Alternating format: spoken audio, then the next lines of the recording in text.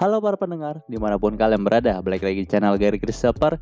Oke, pada video kali ini gue akan kembali melanjutkan tentang pembahasan light novel Sentoin Haken Shimatsu.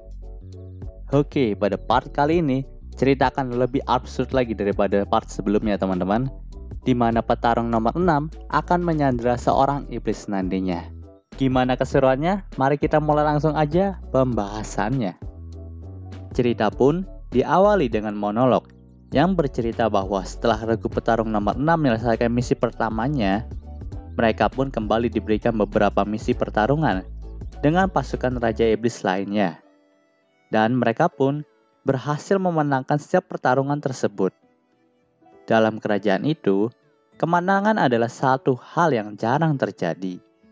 Maka saat itu, regu dari petarung nomor 6 pun berhasil menembuk berbagai macam prestasi pada setiap misi yang mereka selesaikan.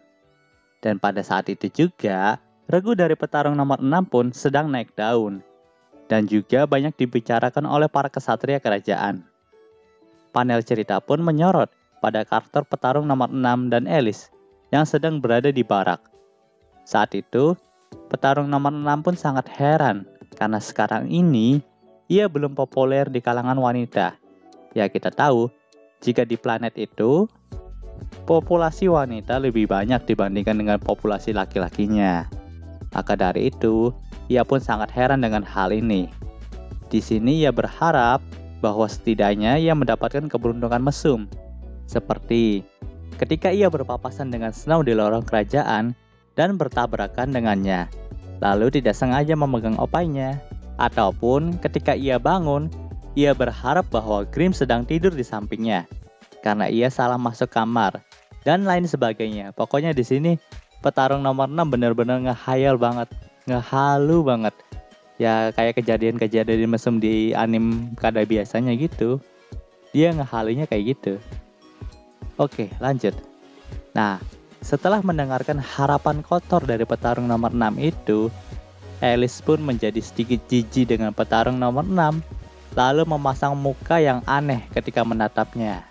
Bahkan di sini, Alice juga sempat mengajak petarung nomor 6 untuk pergi ke rumah sakit jiwa karena khayalan kotornya itu.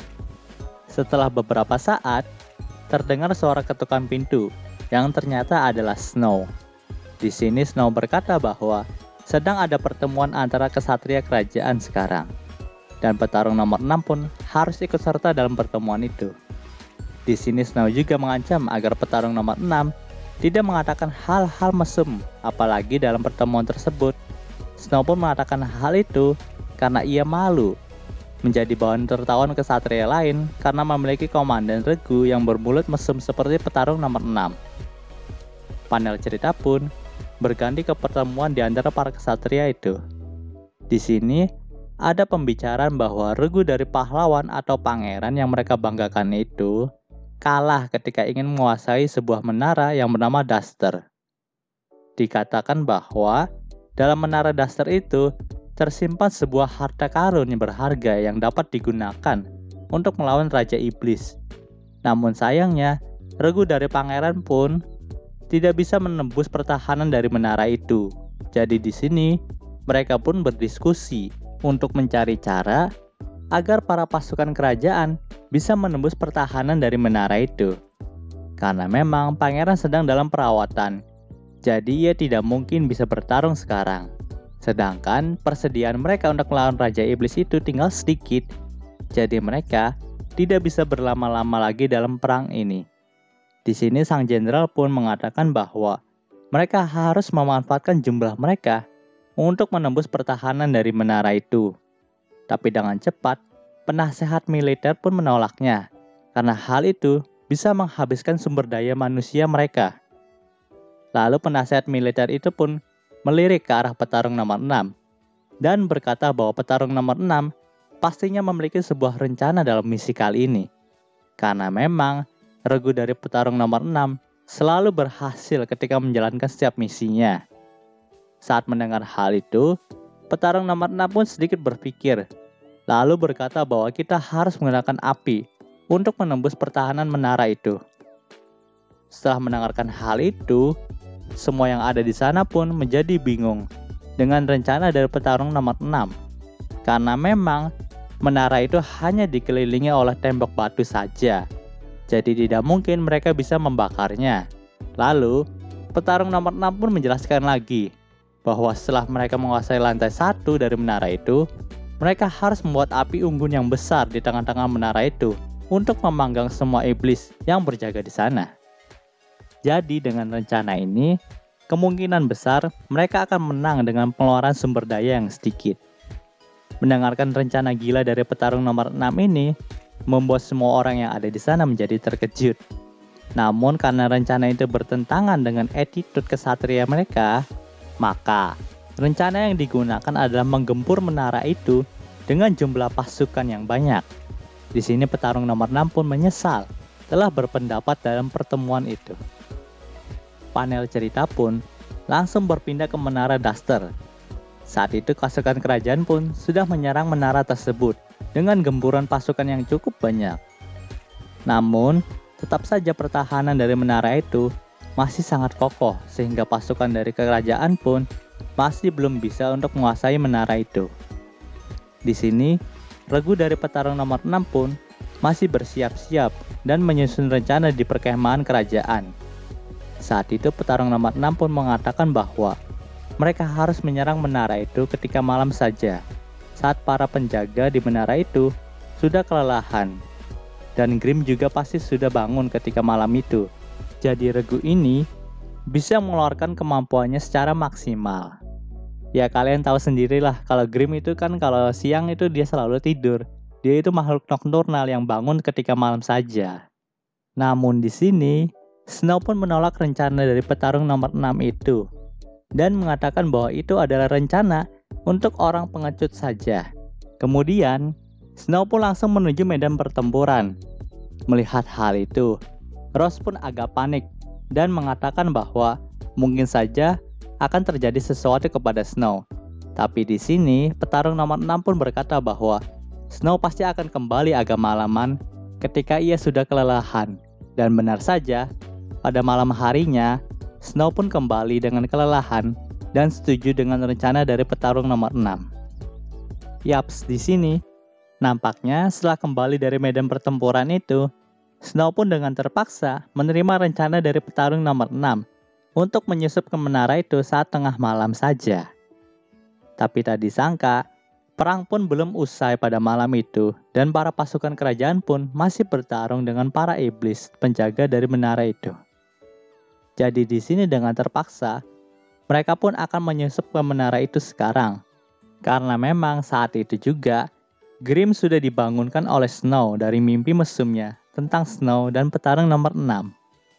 Saat itu, Alice pun langsung memancapkan beberapa pasak untuk menjadi pijakan mereka di menara itu. Saat itu, mereka pun naik ke menara itu.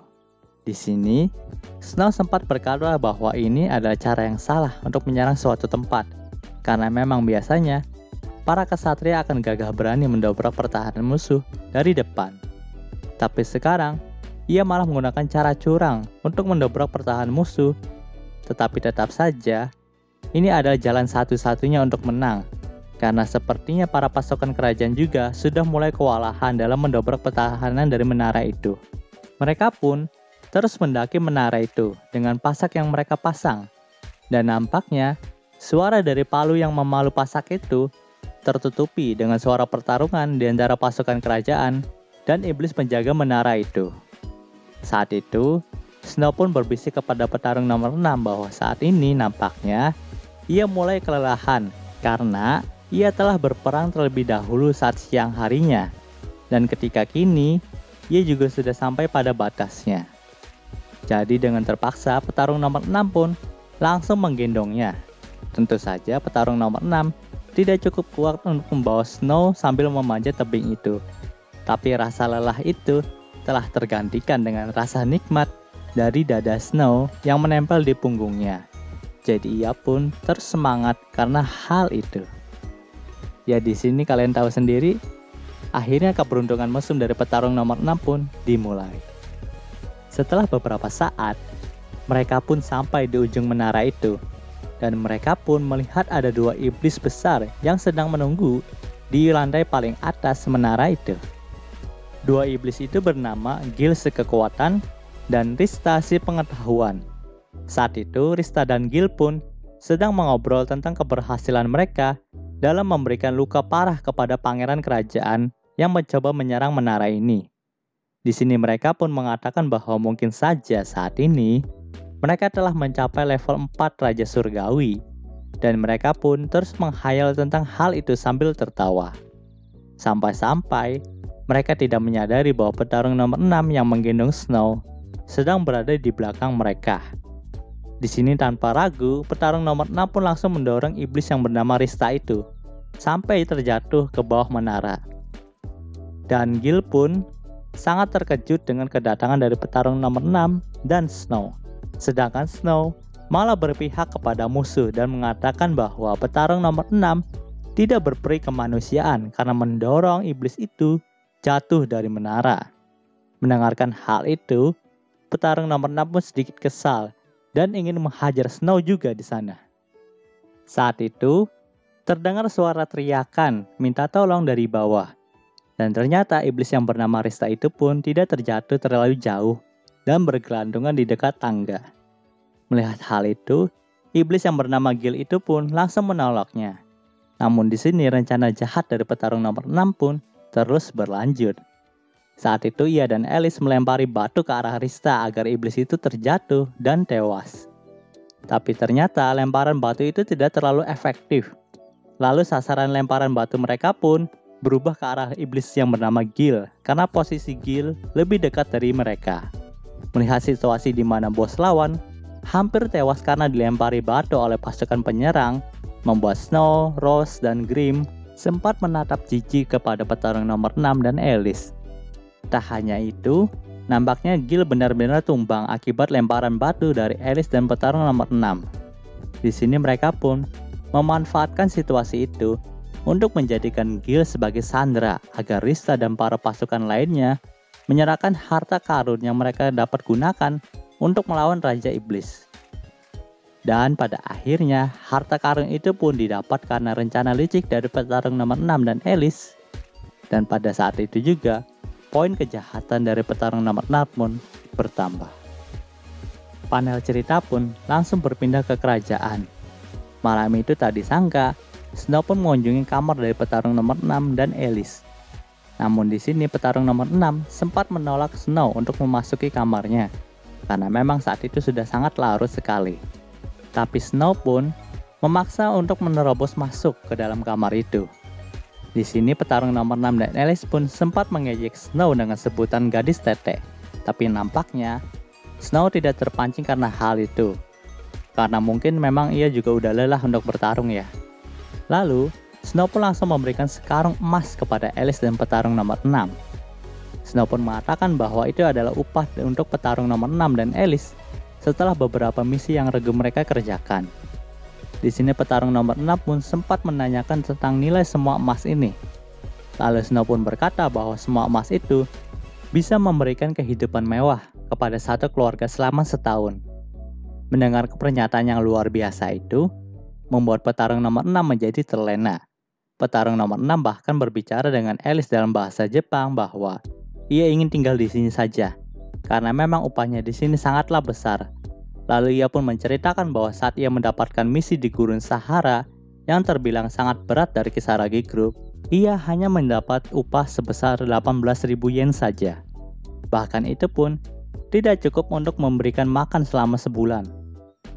Mendengar pernyataan itu, Alice pun menyuruh petarung nomor 6 untuk lebih tenang terlebih dahulu. Melihat petarung nomor 6 dan Alice berbicara dengan bahasa Jepang, membuat Snow menjadi curiga, lalu menanyakan hal itu. Tapi Alice pun segera membuat alibi bahwa petarung nomor 6 hanya senang karena mendapatkan bayaran sebesar ini. Cerita dalam arc ini pun ditutup dengan laporan dari petarung nomor 6 yang berkata bahwa dirinya telah berkontribusi besar dalam kerajaan ini dan mendapatkan upah yang lebih besar dibandingkan saat ia bekerja di Kisaragi Group. Dan dalam akhir laporannya, petarung nomor 6 pun berkata bahwa ia ingin gajinya di Kisaragi Group juga dinaikkan. Laporan dari petarung nomor 6 pun berakhir. seorang pria yang mendapatkan bayaran koin emas seharga jutaan yen. Dan cerita di part ini berakhir. Oke, mungkin segitu dulu pembahasannya kali ini. Jika kalian suka video ini, jangan lupa untuk like, komen, dan juga subscribe ya. Dan juga share, agar gue lebih semangat lagi dalam membuat video dalam channel ini. Terima kasih telah mendengarkan sampai titik ini, dan sampai jumpa.